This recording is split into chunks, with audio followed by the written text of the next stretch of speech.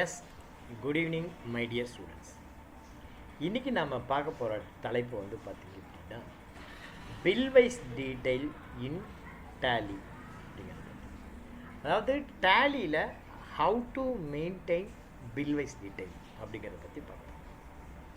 முதல்ல இந்த bill wise டீட்டெயில்னால் என்ன, இதை எப்படி யாருக்காக மெயின்டைன் பண்ணணும், அந்த மாதிரி மெயின்டைன் பண்ணுறதுனால கம்பெனிக்கு என்ன பெனிஃபிட்டு, அதே மாதிரி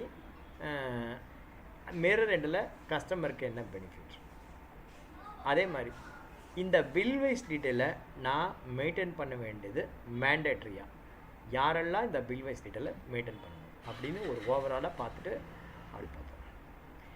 ஃபஸ்ட்டு வந்து பார்த்திங்கன்னா ஒரு ரூல் இருக்குது, பெரட்டோ அனாலிசிஸ் அப்படின்னு ஒரு ரூல். எத்தனை பேருக்கு தெரியும்னு தெரியல. யாருக்காவது தெரியுமா பெரட்டோ அனாலிசிஸ் அப்படின்னா என்ன அப்படின்ட்டு? பெரட்டோ அனாலிசிஸ்னால் என்ன அப்படின்னு யாருக்காவது தெரியுமா? 80-20 அப்படின்னு ஒரு ரூல் இருக்குது. கேள்விப்பட்டிருக்கீங்களா 80-20ங்கிற ரூலு?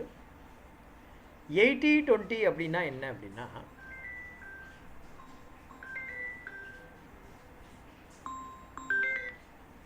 அம்மா ஆன்லைன் கிளாஸில் இருக்கேன், அப்புறம் கால் பண்ணுங்கள். 80-20 அப்படின்னு ஒரு ரூல் இருக்குது. அது என்ன ரூல் அப்படின்னு கேட்குறீங்கன்னு வச்சுக்கோங்க. இப்போ நாம் வந்து காலம்பரை எந்திரிச்சதுலேருந்து நைட்டு படுக்க போகிற வரைக்கும், காலம்பரை 6 மணிக்கு எந்திரிக்கிறோம், நைட்டு வந்து பார்த்திங்கன்னா 10 மணிக்கு படுக்கிறோம். இது வந்து பார்த்திங்கன்னா தெரியட்ட ஒரு 16 ஹவர் டியூரேஷன். இந்த 16 ஹவர் டியூரேஷனில் நாம் எவ்வளோ ஒர்க் பண்ணியிருக்கோம், அதுலேருந்து நம்ம எவ்வளோ பெனிஃபிட்டை என்ஜாய் பண்ணியிருக்கோம் அப்படின்னா, நாம் வந்து 20% ஒர்க்கில் 80% பெனிஃபிட்டை என்ஜாய் பண்ணியிருப்போம். வேறஸ் 80% ஒர்க்லேருந்து 20% பெனிஃபிட் தான் நம்ம என்ஜாய் பண்ணியிருப்போம். ஓகேவா? அதான் 80-20 ரூல். இன்னும் புரிகிற மாதிரி சொல்கிறேன் பாருங்கள். ஒரு கம்பெனி இருக்குது, அந்த கம்பெனியில் ஒரு 100 பேர் டெட்டார்ஸ் இருக்காங்க. டெட்டார்ஸ் அப்படின்னா 100 ரூபா கொடுக்க வேண்டியவனும் டெட்டார்ஸ் தான், 1 கோடி கொடுக்க வேண்டியவனும் டெட்டார்ஸ் தான். ஒரு எக்ஸாம்பிளுக்கு அப்படி பார்த்தீங்கன்னா ஒரு கம்பெனியில் ஒரு 100 டெட்டார்ஸ் இருக்காங்க, அவன் கொடுக்க வேண்டிய அமௌண்ட்டு சைடில் அப்படியே இருக்குது. அதை வந்து நீங்கள் யார் பெரிய அமௌண்ட்டு தரணுமோ முதல்ல அவன் அமௌண்ட்டு அவன் பேரை எழுது, அதுக்கு அடுத்த சின்ன அமௌண்ட்டு, அதுக்கு அடுத்தது லெவல் அந்த அமௌண்ட்டு. அந்த மாதிரி மொதல் 20 பேர் கொடுக்க வேண்டிய அமௌண்ட்டை கூட்டி பாருங்கள். டோட்டலாக வர வேண்டிய அமௌண்ட்டு 1 கோடி ரூபாய் அப்படின்னு வச்சுக்கோங்க. அந்த 1 கோடி ரூபாயில் மொதல் 20 பேர் கொடுக்க வேண்டிய அமௌண்ட்டை கூட்டினா 80 லட்ச ரூபா வர மாதிரி இருக்கும். பேலன்ஸ் இருக்கிறத 80 பேரை கூட்டினா அந்த 80 பேர்ட்டு வர வேண்டிய அமௌண்ட்டு 20 லட்ச ரூபாய் தான் இருக்கும். நாம் யார்கிட்ட போய் முதல்ல பேமெண்ட்டு கேட்கணும் அப்படின்னா, யார் வந்து இருக்கிறதுலே அதிக பேலன்ஸ் வச்சுருக்கான் அவன்கிட்ட தான் போய் கேட்கணும் ஃபஸ்ட்டு. ஸோ அந்த மாதிரி ஏஜிங் அனாலிசிஸ் பண்ணுறதுக்கு இந்த பில் வைஸ் டீட்டெயில் அப்படிங்கிறது அவசியமாகுது. ரெண்டாவது, as per the income tax act, income tax return filing 2 method இருக்குது. ஒன்று ரெகுலர், இன்னொன்று காம்போசிட் மாதிரி ப்ரிசம்டிவ் பேசிஸ். ரெகுலர் அப்படிங்கிறது tax audit case under section 44AB. இப்போ ஒருத்தருடைய டேர்ன் ஓவர் 1 கோடி ரூபாய்க்கு மேலே இருக்குது, 1 கோடி ரூபாய்க்கு கீழே இருக்குது. 2 வகையான சினாரியோ. ஒருத்தர் இப்போ நீ வந்து ஒரு கம்பெனி வச்சுருக்கீங்க, உங்களுடைய டேர்ன் ஓவர் மீன்ஸ் சேல்ஸு வருஷத்துக்கு 1 கோடிக்கு மேலே இருக்குது அப்படின்னா கண்டிப்பாக உங்களுக்கு டேக்ஸ் ஆடிட் தான். டேக்ஸ் ஆடிட் அப்படின்னா என்ன? நீங்கள் வந்து உங்களுடைய இன்கம் டேக்ஸ் ரிட்டர்னை ஃபைல் பண்ண முடியாது. நீங்கள் வந்து ஒரு ஆடிட்டர் அப்பாயின்ட் பண்ணி சார்ட்டர்ட் அக்கௌண்ட் மூலியமாக தான் ஃபைல் பண்ண முடியும். அவர் என்ன பண்ணுவார் அப்படின்னா 2 ஃபைல் பண்ணுவார். ஒன்று உன்னுடைய இன்கம் டேக்ஸ் ரிட்டர்ன், ரெண்டாவது உன்னுடைய புக்ஸ் ஆஃப் அக்கௌண்ட்ஸை ரிசர்ச் பண்ணி அவர் வந்து audit report under 3CB 3CD அது மாதிரி அவர் ஃபைல் பண்ணுவார். அதில் நிறைய கொஸ்டினுக்கு அவர் ஆன்சர் பண்ணுவார். இது வந்து டேக்ஸ் ஆடிட் கேஸ். சப்போஸ் உன்னுடைய turn over less than 1 crore இருக்குன்னா உனக்கு 2 ஆப்ஷன் இருக்குது. ஒன்று வந்து கவர்மெண்ட் என்ன சொல்லுது, உன்னுடைய ப்ராஃபிட் வந்து நீ கேஷாக வாங்கினா 8%, அதே மாதிரி செக்காக வாங்கியிருந்தால் 6% அப்படிங்குது.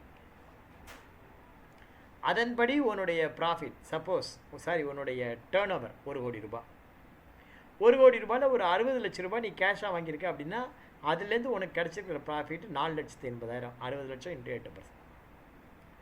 அதே மாதிரி பேங்காக வந்திருக்கிறது ஒரு 40 லட்சம் அப்படின்னா அது ஒரு 2,40,000. ரெண்டையும் கூட்டினா 7,20,000 வரும்.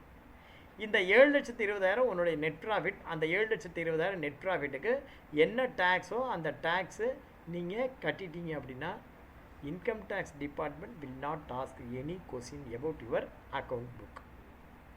சேல்ஸ் புக்கை மாத்திரம் தான் பார்க்கும். எக்ஸ்பென்ஸில் நீ என்ன இருந்தாலும் அதெல்லாம் கன்சிடரே பண்ணணும்.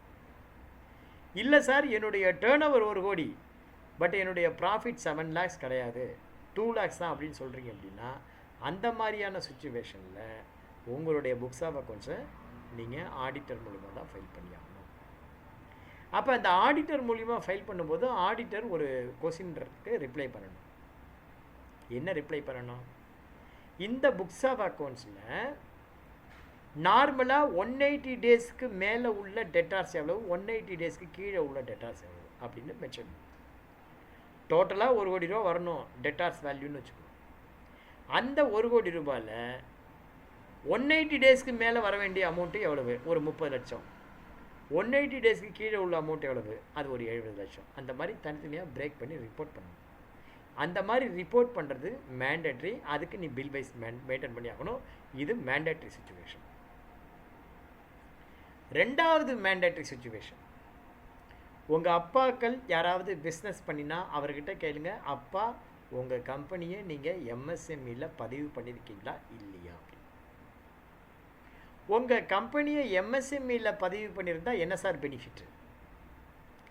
எம்எஸ்எம்இ அப்படிங்கிறது சிறு குறு தொழில் நிறுவனம். அதில் பார்த்தீங்கன்னா உங்கள் கம்பெனியை நீங்கள் எம்எஸ்எம்இயில் பதிவு பண்ணிக்கலாம் அட் ஃப்ரீ ஆஃப் காஸ்ட். அந்த மாதிரி பதிவு பண்ணினா என்ன பெனிஃபிட்னு கேட்டிங்கன்னா, உங்கள் கம்பெனி ஒரு எம்எஸ்எம்இ கம்பெனியாக இருந்து நீங்கள் ஒரு லிமிட்டட் கம்பெனிக்கு நீங்கள் உங்கள் ப்ராடக்டை விற்றீங்கன்னு வச்சுக்கோங்க, அவன் உனக்கு தர வேண்டிய அமௌண்ட்டை 30 நாளைக்குள்ளே கொடுக்கணும். இல்லைன்னா அவன் வட்டியோடு தரணும். 12% என்னமோ இருக்குது, வட்டியோடு தரணும். அந்த மாதிரி தராமல் விட்டுட்டா நீங்கள் அவன் மேலே கம்ப்ளைண்ட் பண்ணீங்க அப்படின்னா அவன் வட்டியோடு உனக்கு கொடுத்துருவான். ஸோ இந்த மாதிரி சுச்சுவேஷனுக்காக நம்ம என்ன பண்ணணும், நம்ம கம்பெனியில் யாராவது எம்எஸ்எம்இ இருக்கான் அவனுக்குனா அவனுக்கு 30 டேஸ்க்குள்ளே இந்த பேமெண்ட்டை கொடுத்துட்டோமா இல்லையா அப்படிங்கிறத ட்ராக் பண்ணுறதுக்காக நம்ம பில் வைஸ் டீட்டெயில் மெயின்டைன் பண்ணணும். ஓகேவா? ஸோ இந்த மாதிரி சட்டப்படி சில விஷயங்களுக்காக மெயின்டைன் பண்ண வேண்டியிருக்கு. இது இல்லாமல் எப்போதுமே தமிழில் ஒரு பழமொழி உண்டு, ஆறுன கஞ்சி பழங்கஞ்சி அப்படிம்பாங்க. என்ன சொல்லுவாங்க? ஆறுன கஞ்சி பழங்கஞ்சி அப்படிம்பாங்க. நாம் எல்லாருமே என்ன நினச்சிட்டு இருப்போம், இப்போ நான் உங்கள் முன்னாடி ஒரு சின்ன கேள்வி வைக்கிறேன், அதுக்கு நீங்கள் ரெஸ்பான்ஸ் பண்ணுங்கள். நாம் வேலைக்கு போகிறோம், சம்பளம் வாங்குகிறோம். வாரம் சம்பளம் வாங்குறது நல்லதா, மாதம் சம்பளம் வாங்குறது நல்லதா? யாராவது ஒருத்தர் பதில் சொல்லுங்கள். வாரம் பெஸ்ட்டு சார், மாதம் பெஸ்ட்டு சார் அப்படின்னு. எது நல்லது? உங்களுக்கு என்ன சம்பளம் வேணும்? வாரம் வேணுமா, மாதம் வேணுமா? வீக்லி. ஏன் வீக்லி சேலரி வேணும்? ஏன் வாரம் வேணும்?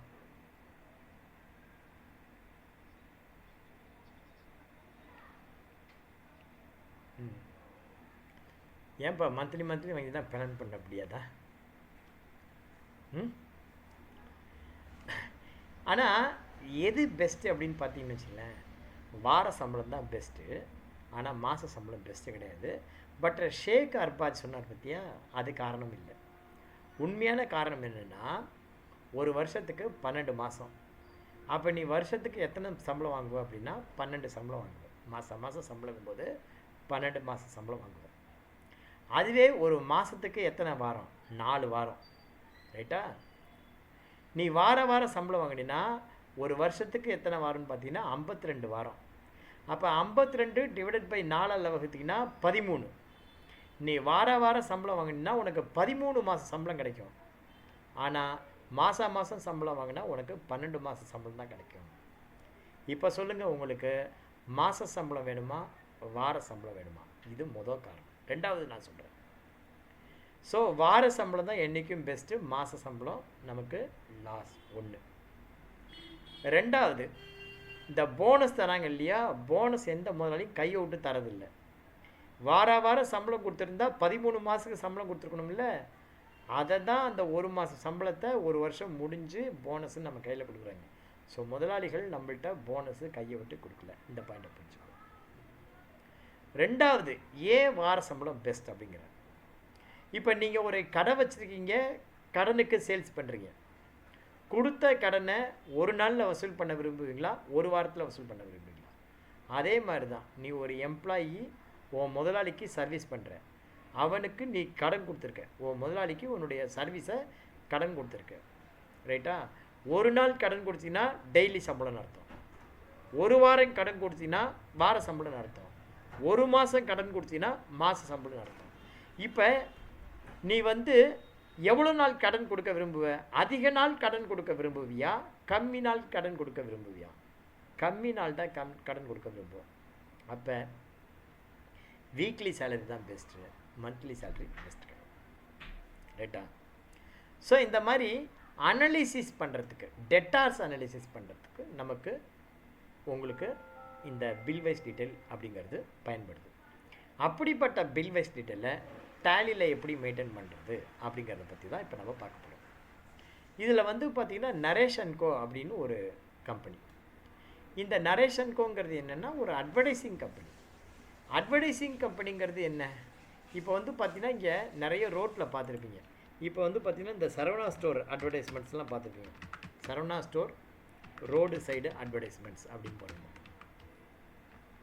Saravana store road side advertisements இமேஜில் இப்படி பார்த்துருப்பீங்க. ஓகேவா? இந்த மாதிரி நீங்கள் என்ன பண்ணுவீங்க, அங்கங்கே போர்டு பார்த்துருப்பீங்க, சரவணா ஸ்டோருடைய போர்டை பார்த்துருப்பீங்க இந்த மாதிரி, ரைட்டா? இந்த மாதிரி போர்டு பார்க்குறதுக்கு ஆக்சுவலாக பார்த்திங்கன்னா பிரகாஷ் ஆட் அப்படின்னு ஒரு கம்பெனி இருக்குது. அந்த பிரகாஷ் ஆடில் சரவணா ஸ்டோர் என்ன பண்ணுவோம்,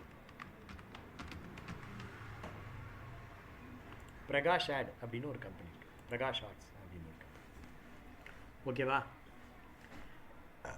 பிரகாஷ் ஆட்ஸ் அப்படின்னு ஒரு கம்பெனி இருக்குது. அவன் பார்த்தீங்கன்னா இந்த மாதிரி முக்கியமான இடத்துலலாம் பார்த்தீங்கன்னா உங்களுக்கு போர்டிங் வைப்பான். இந்த மாதிரி எங்கெல்லாம் வைக்கிறதோ இந்த மாதிரி அட்வர்டைஸ்மெண்ட்ஸை அவன் பண்ணுறான். இதுதான் அவன் பண்ணுறான். ஓகேவா? இந்த மாதிரி நிறைய இடத்துல அவன் இடம் பிடிச்சி வச்சுருக்கான்.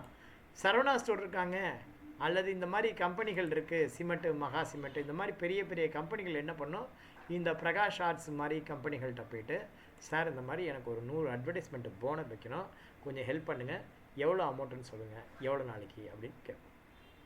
ஸோ 10க்கு 10 சைஸில் ஒரு 100 இடத்துல வைக்கிறதுக்கு, ஒரு இடத்துக்கு 15,000, 10 இடத்துக்கு 1,50,000, 100 இடத்துக்கு 15 லட்ச ரூபா போங்க ஒரு மாதம் வைக்கிறதுக்கு, ரைட்டா? அதை மாதிரி பேமெண்ட் பண்ணிவிடுவாங்க. அதே மாதிரி இவன் அட்வர்டைஸ்மெண்ட்டை அந்த இடத்துல கொண்டு போய் வைப்பான். ஒரு மாதம் முடிஞ்சதும் போர்டை கைதின்னு வந்துடுவான், முடிஞ்சு போச்சு. அந்த மாதிரியான ஒரு கம்பெனி தான் நரேஷன் கோங்கிற கம்பெனி. அந்த கம்பெனி தன்னுடைய டெட்டார்ஸ்க்கு பில்வைஸ் டீட்டெயிலை மெயின்டைன் பண்ணுறாங்க. ஸோ அதை டேலியில் எப்படி மெயின்டைன் பண்ணுறது அப்படிங்கிறத பார்ப்போம். இந்த சம்மு உங்களுக்கு நான் கொடுத்ததோடைய நோக்கம் என்ன அப்படின்னா, இப்போ பார்த்திங்கன்னா பில்வைஸ் டீட்டெயில்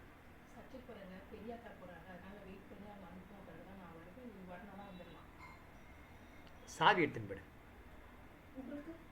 எனக்கு இருக்கு சாவி.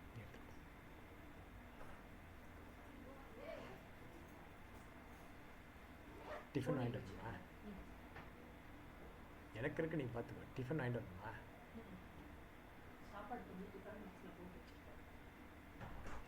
எனக்கு மாத்திரம் வாங்கணுமா, உனக்கும் வாங்க மாட்டீங்க?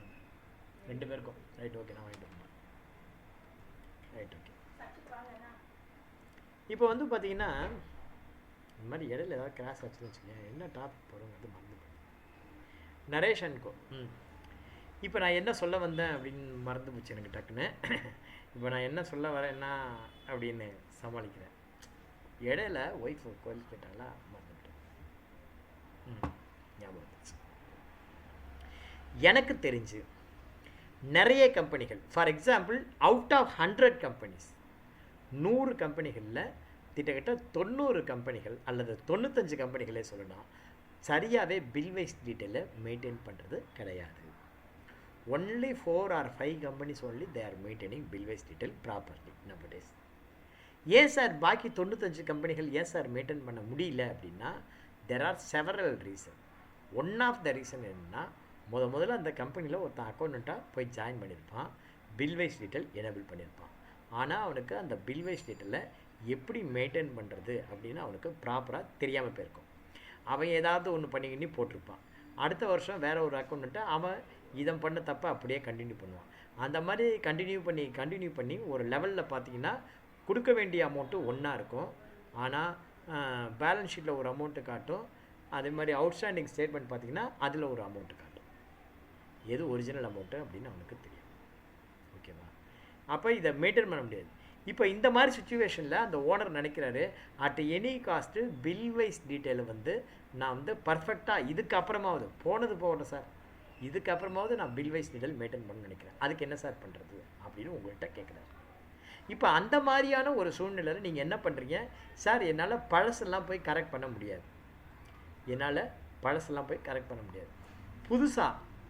புதுசாக நம்ம ஒரு டெட்டார்ஸ் லிஸ்ட் எடுப்போம். அந்த டெட்டார்ஸ் லிஸ்ட்டுக்கு எவ்வளோ அமௌண்ட்டு வர வேண்டியிருக்குன்னு பார்ப்போம். இந்த அமௌண்ட்டுக்கான பில்லு என்ன இருக்குது அப்படிங்கிறத கரெக்டாக கண்டுபிடிச்சி அதை மாத்திரம் இந்த வருஷத்துலேருந்து கண்டினியூ பண்ணுவோம் சார்.